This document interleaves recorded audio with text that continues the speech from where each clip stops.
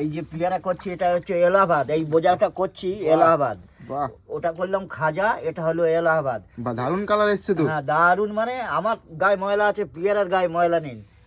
এক বোঝা এক দুই দুই তিন তিন চার চার পাঁচ পাঁচ ছয়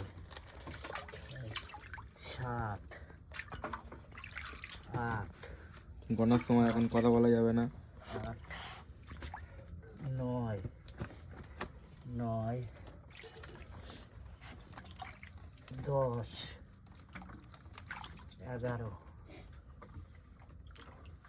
12 13